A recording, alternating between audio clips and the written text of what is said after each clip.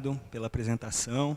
É um prazer estar aqui, falar dessa nova teoria aí, né, que a gente sempre quis que ela existisse, porque desde da graduação, do segundo grau, a gente vem ouvindo muito sobre evolução e nunca, e casos muito estranhos em aparecer vida de uma sopa primordial, né, algo que é meio estranho, geralmente, às pessoas em comum, às pessoas comuns, né, mesmo sabendo que a gente deve ter um conceito científico sobre o assunto, né, quando a gente olha a possibilidade de uma sopa primordial com moléculas inanimadas gerando vida, isso para mim e acredito para a maioria aqui, é muito estranho, né? E daí eu escolhi, né, esse tema, os bad designs. Só que, ao contrário que muita gente pensa, os bad designs, né, geralmente se estuda as formas, né, projetos ou órgãos que são problemáticos, como apêndice, o olho, problemáticos entre aspas, né? E eu vou trabalhar com bad designs bioquímicos, que é um pouco mais a minha praia na área química, né?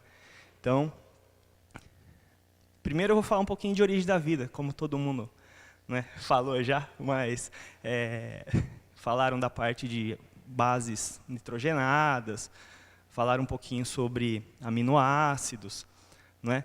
E eu gostaria também de dar um pouquinho o meu pitaco sobre essa parte da origem da vida, né? E aí está bem em voga, porque mandaram uma sonda para um cometa, né? E ali vão descobrir a origem da vida, né? Porque lá vai ter aminoácidos, na maioria dos casos L, né? E aquele cometa vai explicar como aconteceu a vida. Então vamos falar um pouquinho de uma parte chave que eu acho sobre a origem da vida, que é a formação dos blocos estruturais, que são os peptídeos, né?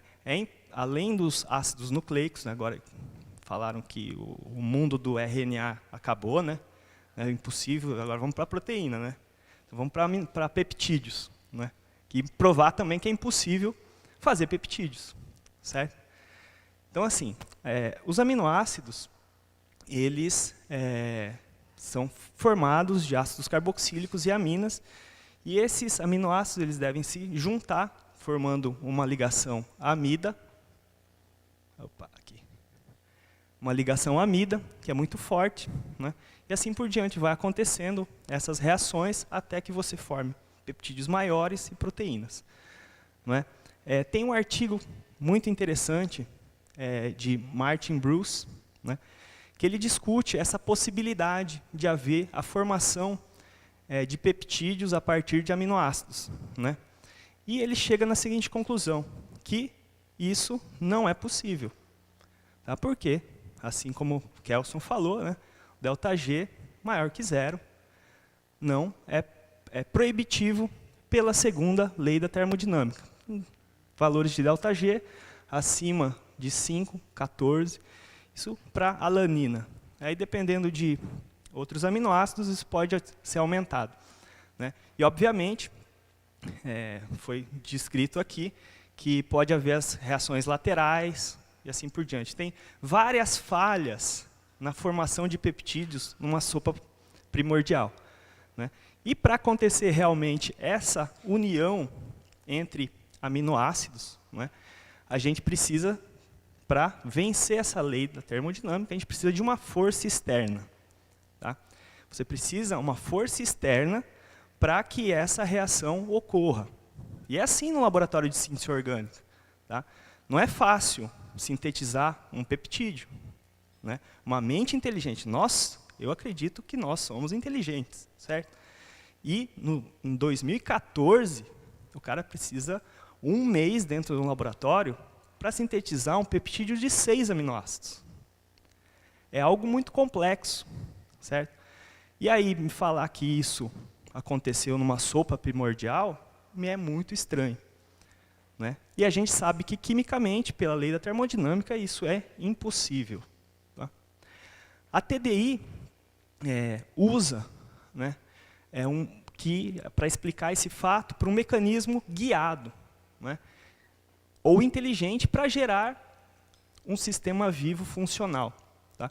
Aqui eu coloquei como acontece a síntese de peptídeos num organismo. Tá? A síntese de peptídeos ocorre no citoplasma, né, através de uma maquinaria muito complexa. É uma fábrica, tá? Que é desde lá da transcrição até a tradução. Tá? Então acontece a transcrição no núcleo da célula, se gera RNAs mensageiros, que são editados através do splicing alternativo, né, vão para o citoplasma, esses RNAs mensageiros, entram na maquinaria ribossômica, tá, que é um complexo de proteínas e RNA, e aí, através de RNAs transportadores que capturam aminoácidos do citoplasma, tá, existem 20 RNAs transportadores. Tá? E esses RNAs transportadores, eles fazem uma coisa extremamente fundamental para que haja a formação de peptídeos, que é a esterificação do aminoácido. Tá? Sem a esterificação do aminoácido, fica proibitivo, o ΔG é maior que 0. E além do mais, para vencer a barreira da energia de ativação alta que existe numa reação de formação de peptídeos, a maquinaria enzimática, que é muito importante, ela faz como se fosse duas mãos. Pega esses dois RNAs transportadores com os aminoácidos esterificados e junta esses aminoácidos e forma o primeiro dipeptídeo. E assim por diante. Tá? São mãos que vão pegando aminoácidos no citoplasma e trazendo para juntar e colocar de forma extremamente sintonizada através de uma reação aqui entre a amina e o éster lateral. Tá? E aí vai crescendo essa cadeia, aqui nós temos o primeiro dipeptídeos. É assim que acontece na vida. Tá? Se isso não acontecer assim, não existe vida. Certo? Isso é extremamente fundamental. Tá? E lendo outro artigo, discutindo, me desculpe, não está aparecendo a revista, está mais para baixo, mas é um artigo da PNAS, tá? De 2012. Tá? Ele discute, usa esse artigo que eu coloquei um pouco atrás, tá? Falando da impossibilidade da união entre aminoácidos para formar peptídeos, tá? E sugere inteligentemente, através de uma esterificação, tá? Que se nós colocarmos aminoácidos esterificados, e aqui abre um aspas, aminoácidos apolares, que não reagem lateralmente. Quando você coloca isso em um catalisador, por exemplo, o cobre, ocorre a formação de um dipeptídeo. Olha só a inteligência dessa reação, não é? Muito inteligente. Copiou a reação que acontece no organismo, certo? E agora, não, isso aqui acontece na sopa primordial, não é? Provavelmente acontece. A evolução explica isso. Né? É sempre muito interessante quando você está lendo Leininger ou qualquer outro livro de bioquímica, é uma conclusão assim que você está lendo o capítulo do livro, muito legal, muitos dados, coisa bacana, e no final vem aquela bomba. Isso aqui a evolução explica. Mas espera aí, não falaram nada sobre evolução no capítulo inteiro, agora no final eles colocaram ali uma frasezinha falando de evolução explica. Né? Isso é muito complexo. Né? Uma pessoa que tem uma visão crítica fica extremamente desconfiado do capítulo inteiro. Tá? Mas tem muito dado interessante no Leininger, na Nature. A gente deve ler, sim, artigos da Nature, artigos da Science, mas com crítica. Né? Olhar criticamente. Certo? Obviamente que essa crítica talvez apareça um pouco mais tarde do que a gente gostaria que acontecesse, né? Quando a gente tem um pouquinho mais de experiência nas áreas da ciência, né? Mas infelizmente é assim que é o jogo, né? Então a conclusão sobre a origem: é impossível quimicamente surgir proteínas, por menores que sejam, de uma sopa de aminoácidos. Evolução não explica o surgimento da vida. Kelson falou sobre isso, Tarcísio falou sobre isso, André também falou sobre isso. Tá? Aí tem aquela grande guerra, quem surgiu primeiro, a informação ou a proteína, né? E eles vão para lá, começam a bater para lá e para cá e vão chegar na conclusão que a gente conhece, né? Que a gente precisa um processo guiado para que isso aconteça. Tá? Uma força externa extremamente inteligente agindo para formar a vida. Agora eu vou dar um pulo um pouco grande, entre a origem, que é na sopa primordial, até o complexo bioquímico de um ser vivo. Tá? Imagine, a evolução tem problemas, e problemas sérios. Eu coloquei um só exemplo. Teve muitos outros exemplos aqui, né? Mas tem muitos exemplos que provam a impossibilidade da origem da vida na sopa primordial. Né? Agora a gente vai para uma coisa muito mais complexa, que é a parte bioquímica.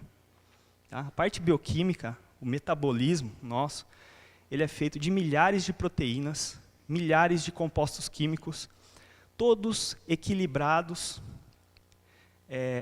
atuando de forma global, tá? Funcionando perfeitamente sintonizados, onde, quando a gente se alimenta com alguma coisa ruim, ele se equilibra, tá? Para tentar lidar com aquela situação. Né? E agora vamos tentar ver se a evolução também explica o metabolismo, né? Pelos bad designs. Tá?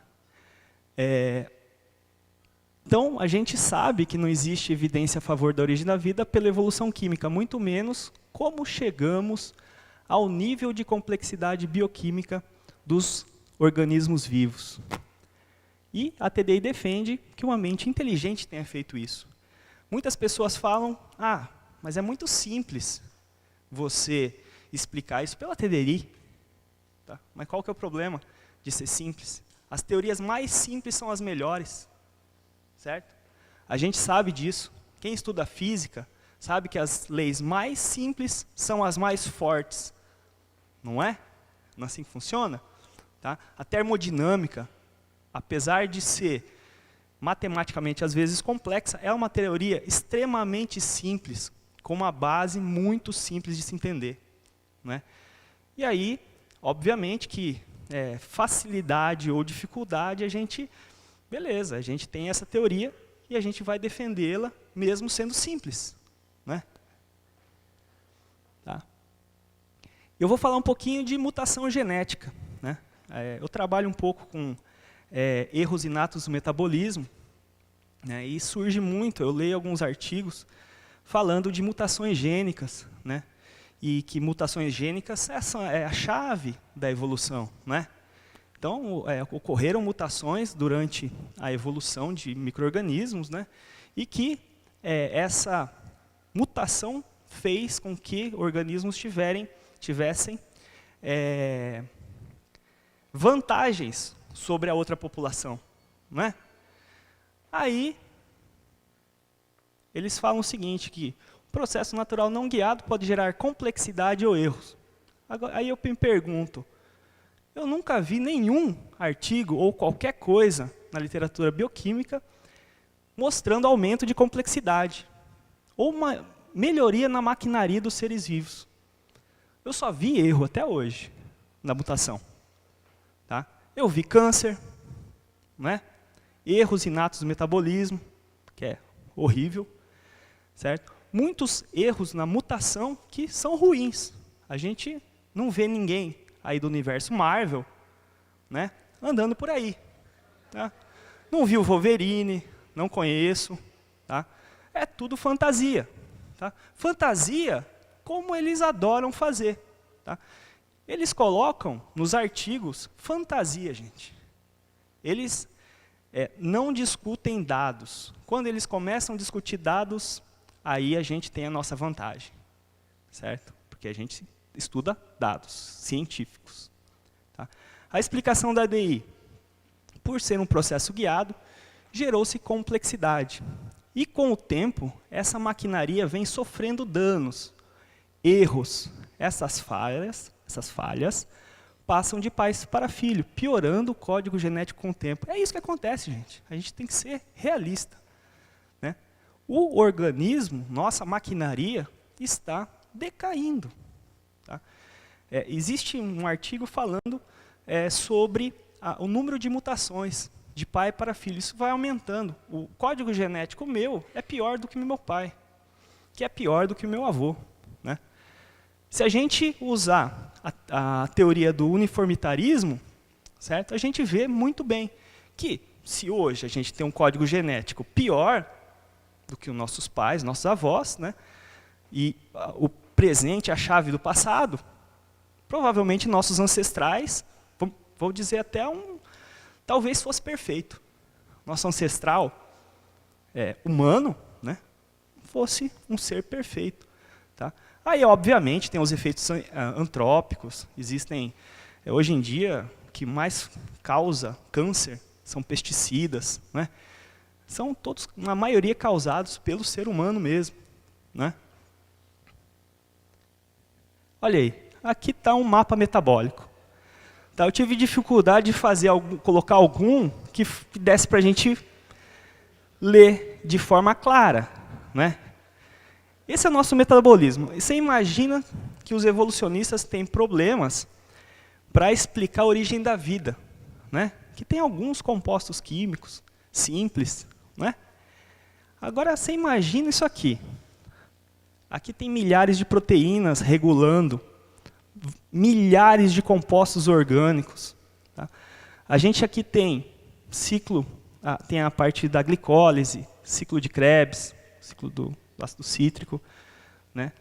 Fosforilação oxidativa, nós temos beta-oxidação, gliconeogênese, e assim por diante. Temos ciclo da ureia, ciclo de Core, todos acontecendo ao mesmo tempo, equilibrados. Tá?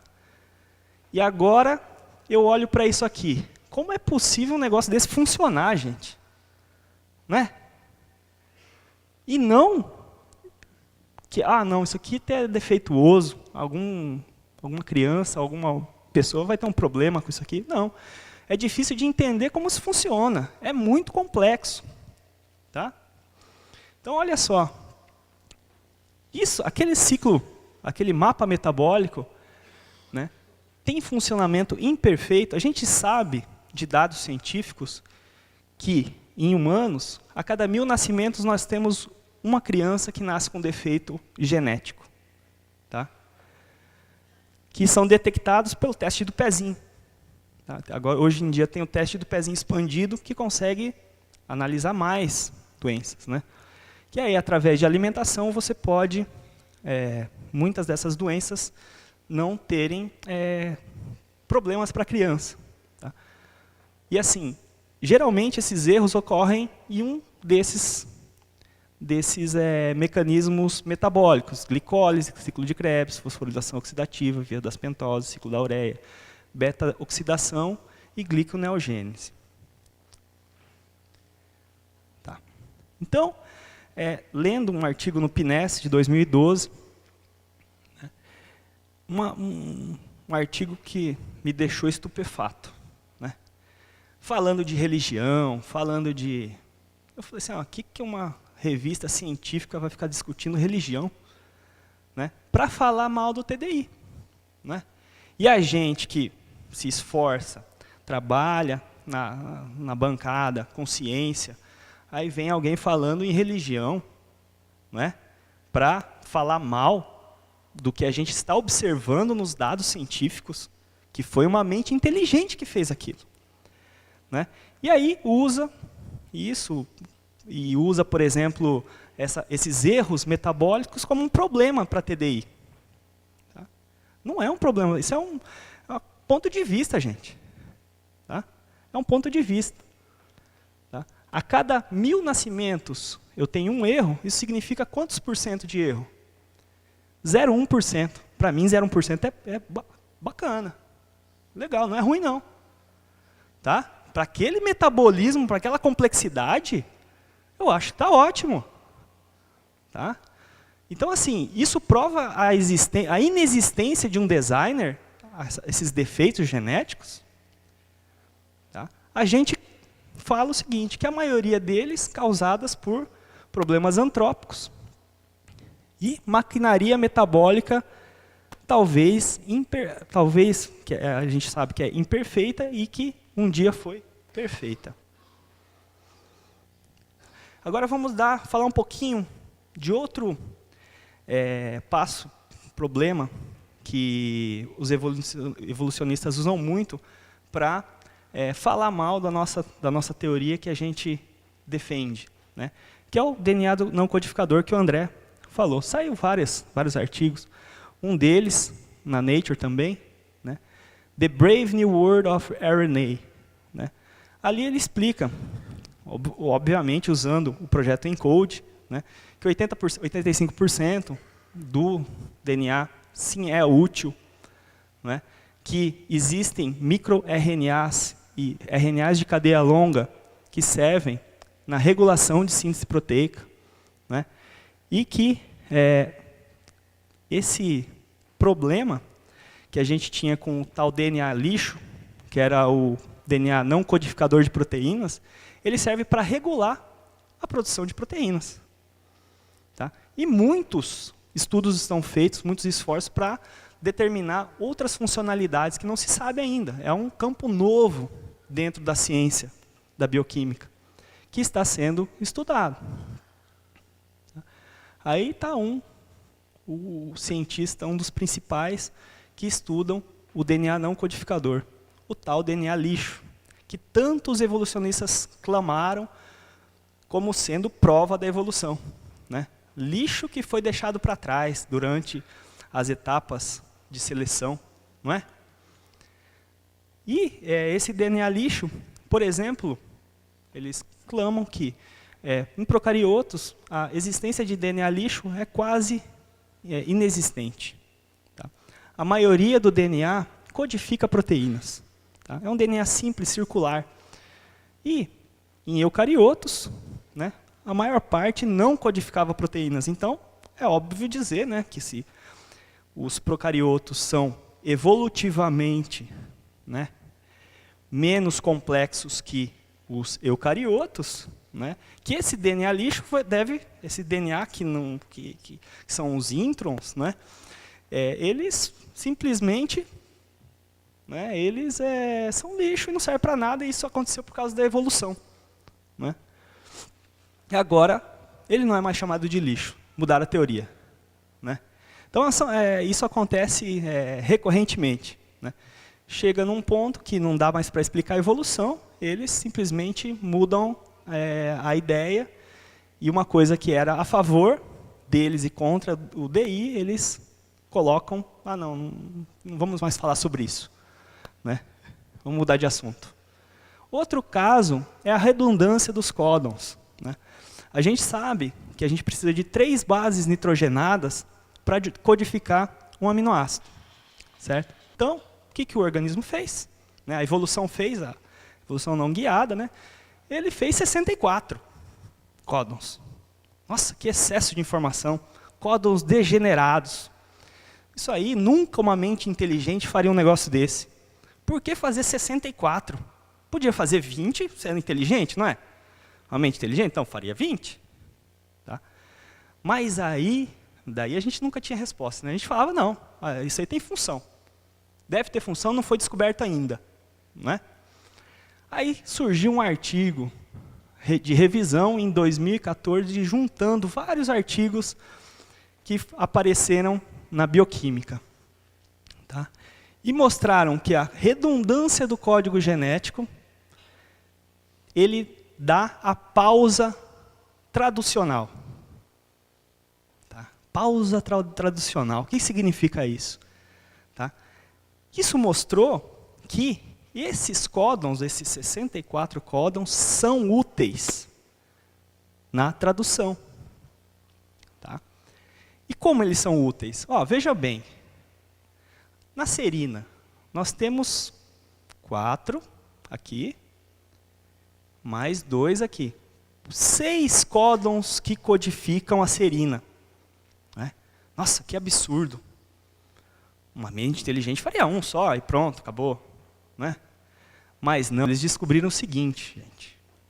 Descobriram o seguinte, que acontece que cada um desses códons, tá, eles têm uma afinidade diferente entre eles. Tá? A afinidade química, a interação química entre o anticódon do RNA transportador com o códon do RNA mensageiro é diferente para cada uma delas. A força de ligação. E essa força de ligação é extremamente importante para a sintonia fina da proteína. Tá? Porque durante a tradução, tá, do RNA mensageiro para gerar uma proteína, códons que têm afinidade mais forte ficam mais tempo lá no ribossomo. Tá? E dá um tempinho a mais, se eles tiverem mais afinidade, para que a proteína se dobre, se enovele. E códons que têm menor afinidade vão mais rápido, não precisava tempo para enovelar. Bem, será que isso não é inteligente? Tem que ser uma mente inteligente para fazer alguma coisa assim. Certo? Como que a evolução vai explicar isso? Acredito que o Marcos vai falar um pouco sobre isso amanhã. Né? Mas olha só, eles descobriram que na arginina, glicina, triptofano, glutamato, serina, aspartato e valina, ocorre pausa na tradução, significando que dá um tempinho para a proteína se dobrar. E nós sabemos que para uma proteína ter funcionalidade, ela precisa ter um formato bem sintonizado, um formato bem definido, para que aconteça as regulações que ela faz ou as funcionalidades que ela tem. Então, a diferença, é observado que há diferença entre a afinidade entre os códons que codificam o mesmo aminoácido, proporcionando um dobramento correto das proteínas, para ser finalizado nessa maquinaria, nessa indústria de produção de proteína. Nós não somos mais, a nossa maquinaria não é mais do que uma indústria de produção de proteína. Tá?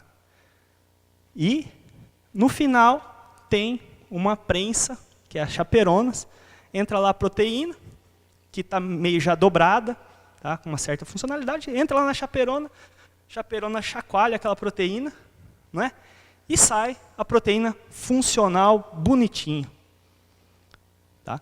E se não tivesse a chaperona? Não funcionava. Se não tivesse o dobramento, as pausas, não funcionava. Tem artigos, nesse review ele cita, que há a substituição de códons que codificam o mesmo aminoácido. Por exemplo, na codificação de uma certa proteína, era UCU, que codificava a serina. Eles mudaram, colocaram a UCG. O que eles observaram? Que a proteína era a mesma sequência, só que não tinha funcionalidade. Olha só que interessante. Então, quem se interessa, eu acho muito bom que leiam esse artigo. Esse artigo ele é muito legal. Certo? Então, finalizando, o que é um bad design? Tá? Aí eu mostro aqui um prédio, cheio de janelas, né? E uma casa ao lado. É fácil para a gente, ser humano, ver que isso aqui é um bad design. Agora, uma casa dessa é um bad design? Não. É uma pessoa que fez isso aqui, fez muito bom gosto, muito bonita. Mas e se tiver uma trinca aqui, nessa parede? O designer teve algum problema com isso? Ele não continuou fazendo uma casa com design lindo, maravilhoso? Sim, Então, é isso, obrigado. É isso que eu tinha que apresentar.